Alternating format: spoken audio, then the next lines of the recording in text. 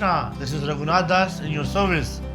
अभी आजकल नवरात्रे आने वाले हैं and we all are excited. I mean this year we are not so excited, but हर साल हम लोग बहुत एक्साइटेड होते थे नवरात्रों में। आपको याद है रामलीला के दिन हुआ करते थे, रामलीला देखने जाया करते थे मम्मी पापा के साथ। फिर हमारा 10वें दिन दशहरा हुआ करता था। और नवरात्रों के अंदर देखा जाए तो नॉर्थ इंडिया के अंदर, अब आप किसी भी साउथ इंडियन डिवोटी से मिले तो कहीं ना कहीं उसके अंदर एक ऐश्वर्य वे ऑफ वर्शिप होता है। उसी तरीके से अगर हम लोग गुजरात के किसी वक्त से मिले या गुजरात की साइड के वक्त से मिले तो हम देखेंगे कहीं ना कहीं पे कृष्ण भगवान के प्रति उनके प्रति प्रेम है, लेकिन कहीं ना कहीं उनकी वर्शिप के अंदर वात्सल्य भाव छलकता है। उसी तरीके से अगर हम नॉर्थ इंडिया में कोई बात करते हैं तो रामचंद्र, दुर्गा देवी को कभी और हनुमान जी को कभी भी अपने हृदय से अलग नहीं किया जाता। आप देख सकते हैं कितना सिग्निफिकेंस है वैष्णो देवी का या फिर ज्वाला देवी का, ऐसे जो 9 देवियां हैं उन सब का। और हमारे नॉर्थ इंडिया के अंदर लोगों को बहुत श्रद्धा भी है। और जो व्यक्ति इस बात को अच्छे से समझते हैं वो जानते हैं कि अगर वो कभी देवी देवताओं या फिर जैसे दुर्गा माँ की पूजा करते हैं तो उनको कृष्ण भक्ति ही इवेंचुअली प्राप्त होती है। आज मैं आपको बताने जा रहा हूँ नवरात्रों के बारे में। नवरात्र एक बहुत ही अमेजिंग 9 दिन होते हैं। एक्चुअली एक साल में 4 बार नवरात्रे आते हैं। यस, 4 बार, जिसमें 2 नवरात्रे जो होते हैं उनको हम गुप्त नवरात्रे बोलते हैं। चैत्र नवरात्रि और शरद जो नवरात्रि होती है उन्हीं को हम लोग सेलिब्रेट करते हैं। एक्चुअली में नवरात्रि का मतलब होता है 9 नाइट्स, 9 रात्रि अलग अलग, जिसमें कि हम लोग माँ दुर्गा की 9 डिफरेंट फॉर्म्स को वर्शिप करते हैं। अब माँ दुर्गा कौन है? माँ दुर्गा जो है वो दुर्गा पार्वती जी का अवतार है और पार्वती जी ने महिषासुर को मारने के लिए दुर्गा का रूप लिया था। तो जब हम लोग नवरात्रि की पूजा करते हैं तो नवरात्रि में ही हम लोग देवी के 9 डिफरेंट फॉर्म्स की पूजा करते हैं और उनको डिफरेंट तरीके का प्रसाद ऑफर करते हैं, भोग ऑफर करते हैं। चलिए आज हम बात करते हैं शैलपुत्री की। शैलपुत्री, शैल मतलब पर्वत और पार्वती का मतलब भी पर्वत ही होता है, पर्वत की पुत्री।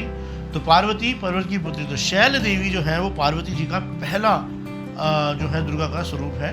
और उनके एक हाथ में जो है त्रिशूल होता है और एक हाथ में लोटस होता है और वो नंदी की सवारी करती हैं। ऐसा कहा जाता है कि अगर डिवोटी उनके चरणों में घी अर्पण करें तो उनको किसी भी तरीके की बीमारी नहीं लगती। दूसरी जो गॉडेस है उनका नाम है ब्रह्मचारिणी। ब्रह्मचारिणी जो है वो हमेशा नंगे पैर चलती हैं और रुद्राक्ष की माला उनके गले में रहती है। उनके एक हाथ में कमंडल रहता है। तो एक्चुअली में ये जो फॉर्म है देवी की ये रिप्रेजेंट करती हैं ब्रह्मचारिणी को, मतलब एक ऐसी गॉडेस जो कि भगवान की तपस्या कर रही है। तो ये भी एक पार्वती जी का ही स्वरूप है। ऐसा कहा जाता था meditative form of the goddess symbolise the goddess Parvati when she engage in the deep meditation to please lord Shiva.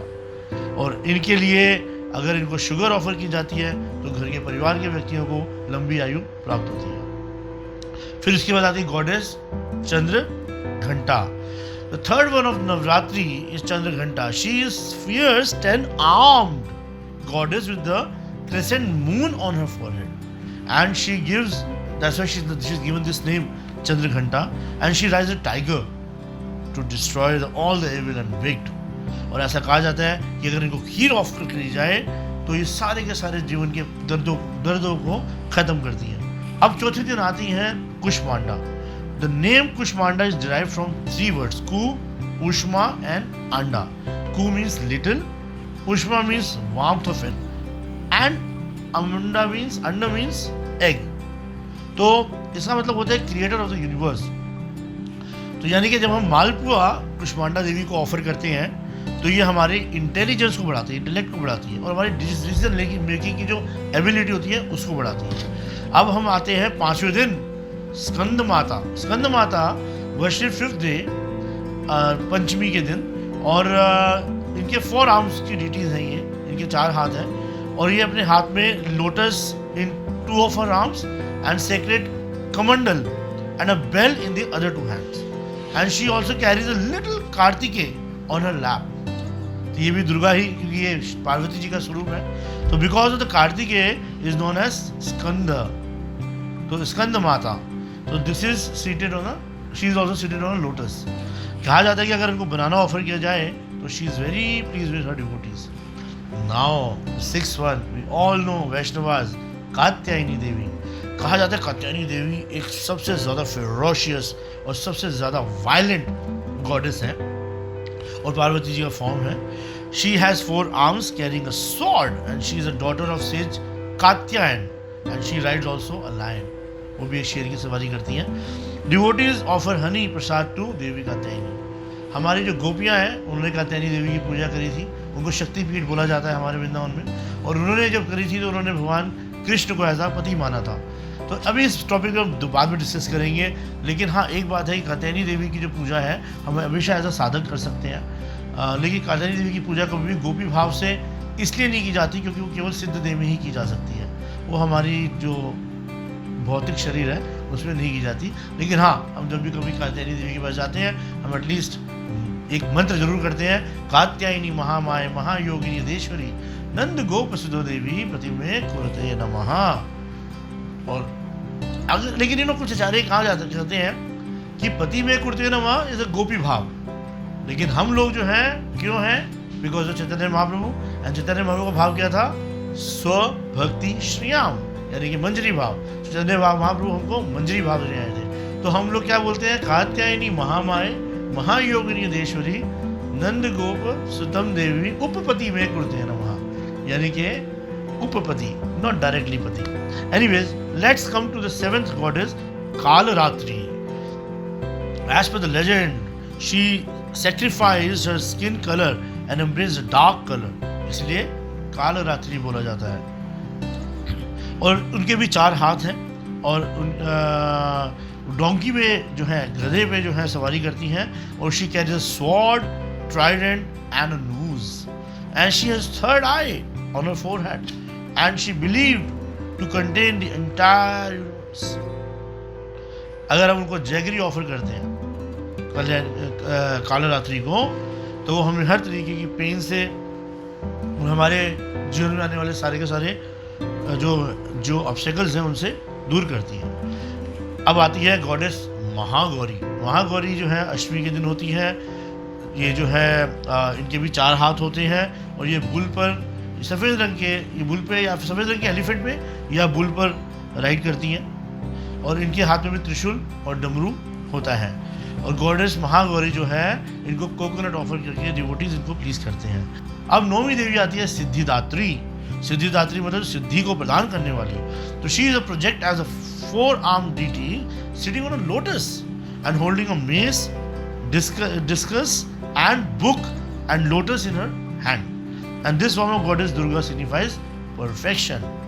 तो इनको अगर हम सेजमे सीड्स ऑफर करते हैं तो सिद्धिदात्री जो होती हैं वो सेफ्टी और सिक्योरिटी और अननेचुरल इवेंट जो होते हैं लाइफ के अंदर उनसे भक्तों को बचाती हैं। चलिए अभी तो हम लोगों ने डिस्कस किया हमारी 9 देवियों के बारे में, और 9 रात्रों में कौन कौन सी देवी का कौन सा दिन होता है और उनके क्या सिग्निफिकेंस होते हैं। लेकिन अब इस पर्टिकुलर पूरे कंसेप्ट को, देवी की वर्शिप को, हमें वैष्णवों के पर्सपेक्ट से देखना चाहिए।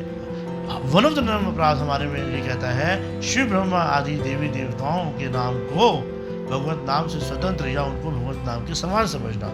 यानी कि एज अ वैष्णव अगर हम लोग कभी देवी की पूजा करते हैं, अगर हम कभी किसी देवी के व्रत रखते हैं, तो हमारा केवल एक ही मोटिव होता है, वो है कृष्ण भक्ति। जैसे कि ऐसे हम लोग बहुत जगह देखते हैं, कभी कभी क्या होता है कि लोग जो है दुआएं मांगने जाते हैं, मन्नतें मांगने जाते हैं, माँ मुरादें पूरी कर दे, हलवा बांटूंगी नहीं तो कुछ नहीं बांटूंगी। और ये सब बोलने के बाद अगर उनकी मन्नतें पूरी हो जाती है तो हलवा बंटता है, और मन्नत पूरी नहीं होती है तो उनका फेथ खत्म होता है। अब देखोगे कभी भी किसी के 2 बॉस होंगे ना, तो वो कभी भी व्यक्ति ढंग से काम नहीं कर पाएगा। उसी तरीके से 2 गुरु जहाँ पर होंगे, क्योंकि जो बंदा बहुत विकेट होता है वो 2 गुरु रखता है। एक गुरु से काम नहीं तो दूसरे से काम हो गया, दूसरे से तो पहले से काम हो गया। उसी तरीके से बॉस होता है, एक बॉस से काम निकला, दूसरे बॉस से काम निकला, दूसरे बॉस से काम निकला। तो ऐसे क्या करते हैं कई लोग, बीच में घूम रहे होते हैं, देवी देवताओं के पास भी जाते हैं, भगवान के पास भी जाते हैं। जो काम भगवान से हो रहा होता है भगवान से बोलते हैं, और जो देवी देवताओं से हो रहा होता है देवी देवताओं से होते हैं। ऐसे जो व्यक्ति होते हैं ना, वो बहुत ही, उन्हें कहा जाता है वेरी स्मार्ट, और इस तरीके के स्मार्ट लोग जो होते हैं उनके लिए भक्ति को प्राप्त करना बहुत मुश्किल होता है। तो इसलिए हमेशा हमें एक कंसेप्ट क्लियर होना चाहिए कि अगर हमने कृष्ण को अपना सर्वत्र अगर हमने एक्सेप्ट किया है तो हमें कृष्ण को सर्वत्र एक्सेप्ट करना पड़ेगा, फिर हम अपने जो फेथ है उसको चेंज नहीं कर सकते। चलिए अब इसको हम इस तरीके समझने की कोशिश करते हैं कि दुर्गा मैया जो है वो है कौन।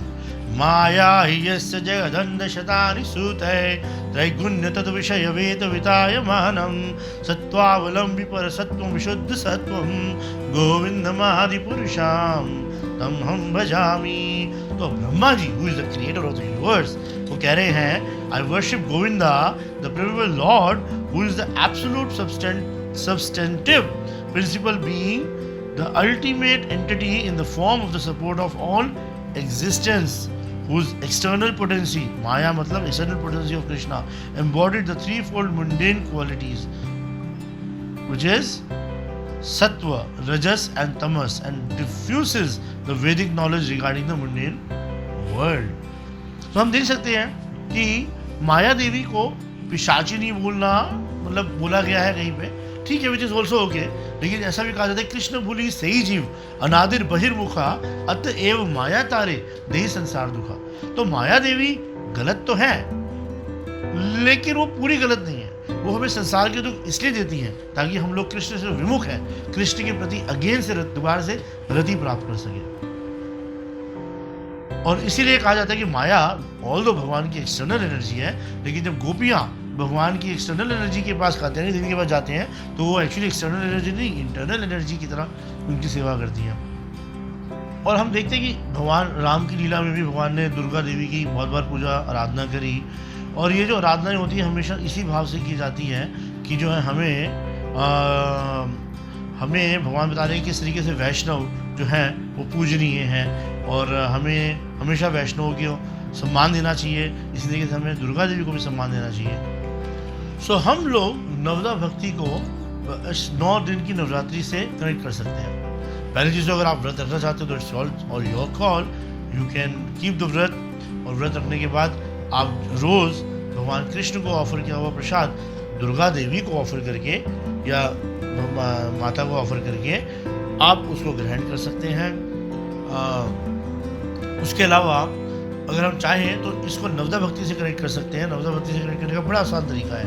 पहला दिन श्रवण, हम लोग भगवान के भक्तों को बुला सकते हैं घर में और उस दिन हम श्रवण कर सकते हैं। दूसरी कीर्तन, भगवान के भक्तों को बुला के हम लोग खूब अच्छा कीर्तन हरिनाम संकीर्तन कर सकते हैं। तीसरे दिन विष्णु स्मरणम, विष्णु स्मरण का मतलब भी यही होता है कि हम भगवान की कथाओं को सुने।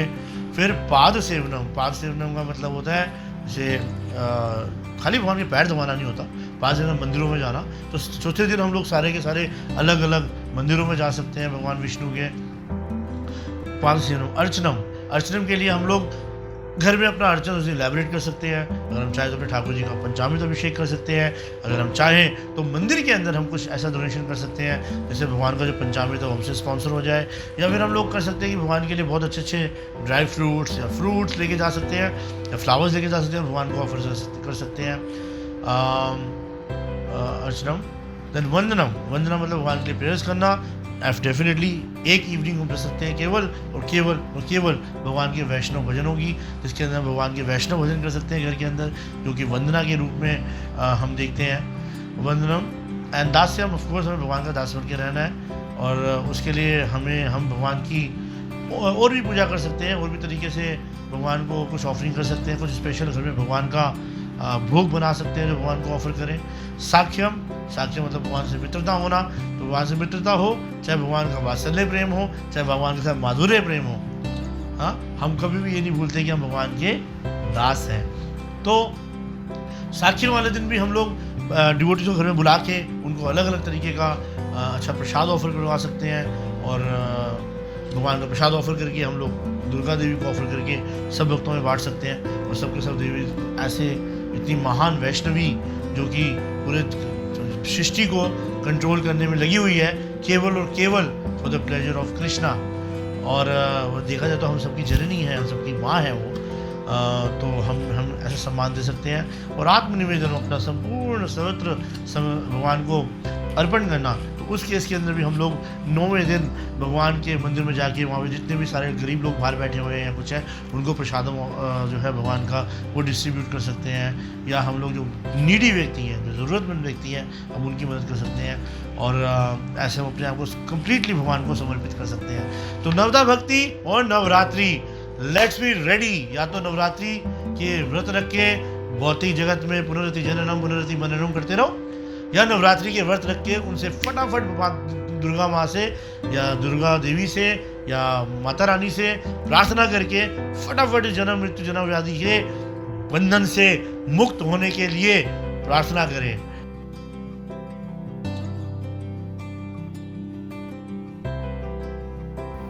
एक बहुत रेगुलरली एक कस्टम देखा गया है, जिस कस्टम को कहते हैं अखंड दीप को जलाना, अखंड ज्योति को जलाना। अखंड मतलब जिसका कोई खंड ना हो, और खंड ना हो मतलब कोई एक ऐसी चीज जो रेगुलरली चलती है।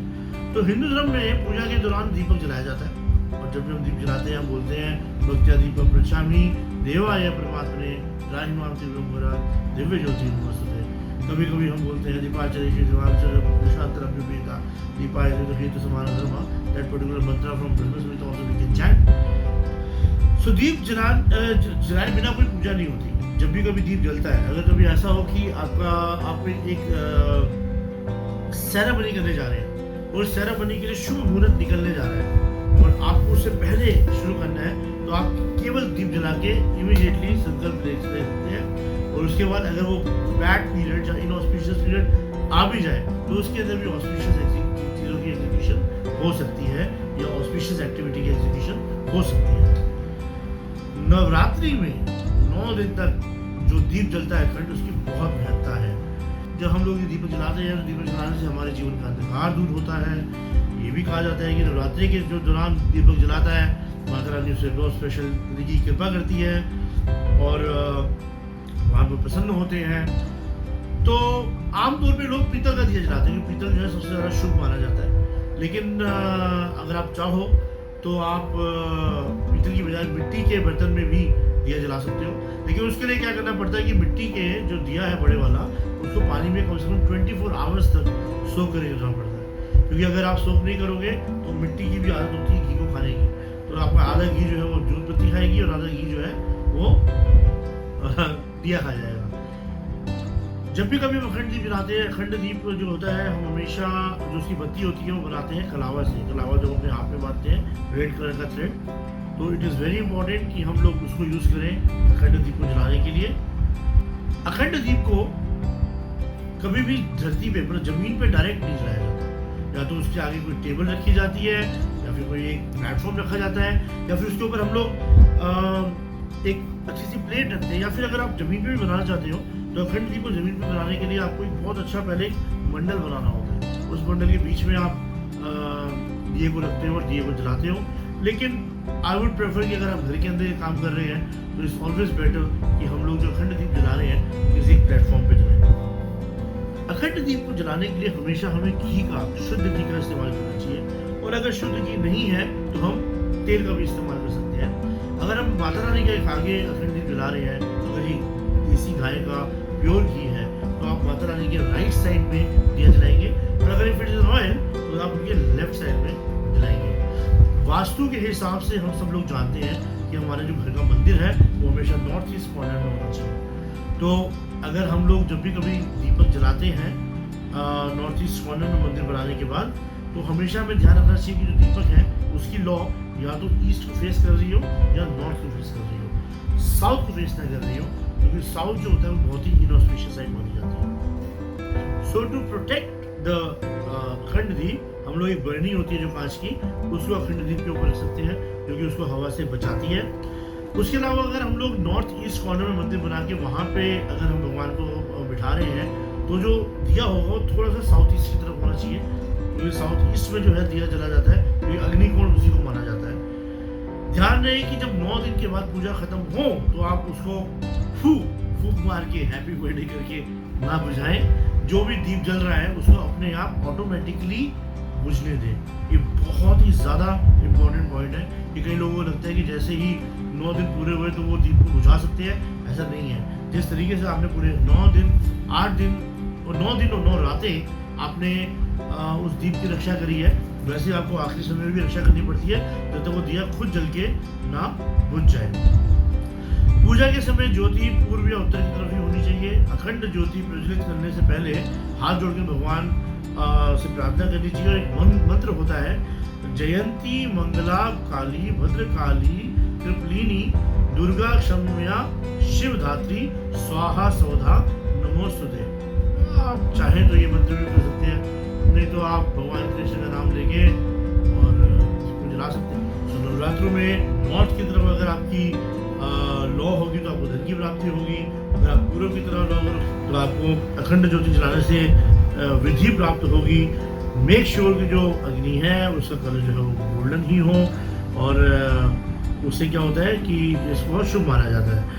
और ऐसा देखना चाहिए कि अखंड ज्योति का ताप है वो दीपक में 4 उंगल के आसपास अनुभव हो जाना चाहिए। ऐसा दीपक जो है वो भाग्य का प्रतीक होता है। और ऐसा कहा जाता है कि अखंड दीप के बिना किसी भी अखंड दीप के बिना कोई भी कार्य शुभ नहीं माना जाता।